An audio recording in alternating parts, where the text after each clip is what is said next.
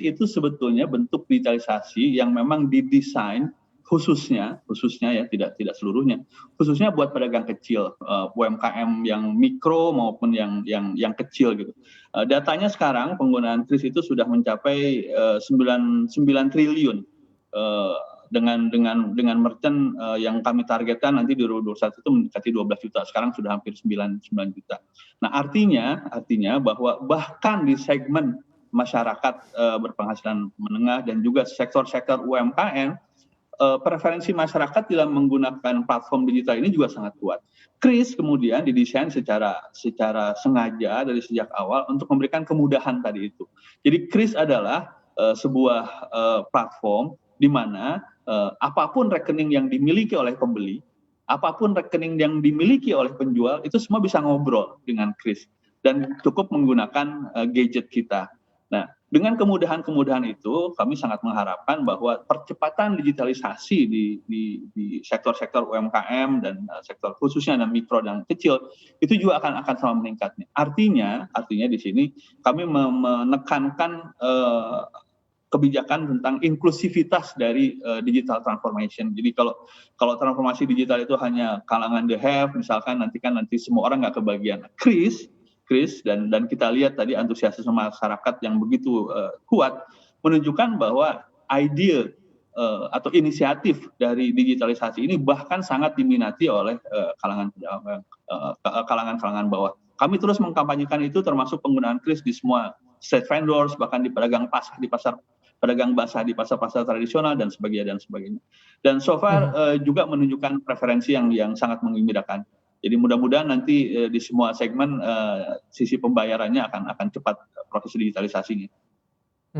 Pak, sebenarnya untuk standarisasi kris ini seperti apa sih Pak? Misalnya kalau saya menggunakan bank A contohnya, lalu saya ingin melakukan pembayaran, tapi yang tersedia hanya bank B. Apakah nantinya akan ada penyamaan begitu Pak? Jadi cuma ada satu kris begitu dan semua untuk metode pembayarannya mau bank jenis apapun itu bisa dilakukan Pak? Atau sudah memang dilakukan Pak? Itu pertanyaan bagus banget. Jawabannya sudah dilakukan. Kris itu sendiri sebenarnya standarisasi. Jadi apapun tadi saya katakan, apapun rekening yang saya miliki, dan itu bisa bank maupun non-bank, dan apapun rekening yang dimiliki oleh penjual, bank maupun non-bank, itu bisa ngobrol dengan kris. Kris itu sebetulnya itulah standarisasi tadi itu. Dia akan sangat memudahkan. Dan di belakang itu adalah sebuah kerjasama antara bank dan bank tadi itu.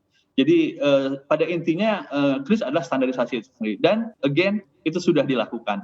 Makanya tadi kita lihat antusiasme masyarakat.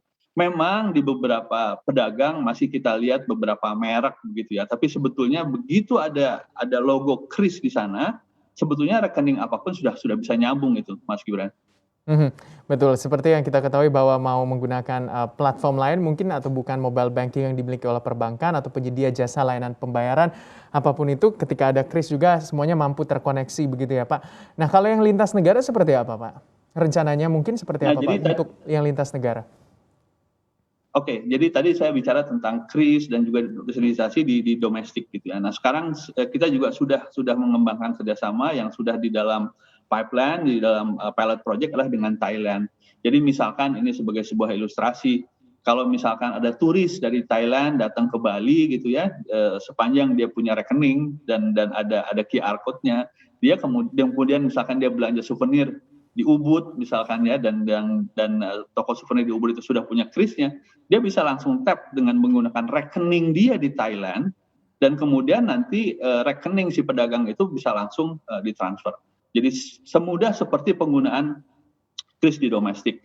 Nah sejauh ini kami sudah bekerjasama dengan Thailand, in the pipeline kita sudah bekerjasama, sudah melakukan pembicaraan dengan beberapa negara, tapi mohon maaf saya tidak bisa sebutkan di sini karena belum ada kerjasama formalnya. Tapi idenya tadi itu mempermudah pembayaran buat siapapun sehingga nanti lebih efisien proses pembayarannya. Mempermudah begitu ya Pak. Berarti saat ini masih proses begitu Pak ya untuk kris lintas negara ya Pak ya? Betul. Jadi kalau sekarang kan misalkan Mas Gibran ke Thailand, misalkan di airport harus tukar uang dulu gitu ya, tukar bed. Besok itu udah nggak usah gitu. Dan sebaliknya turis-turis dari Thailand juga tidak harus pergi ke money changer, dia bisa langsung menggunakan gadgetnya dia sepanjang ada mobile bankingnya misalkan, dan kemudian men-scan kris yang ada di warung-warung apapun nanti di Indonesia gitu. Untuk informasi lebih lengkap dan berita terkait, klik link deskripsi.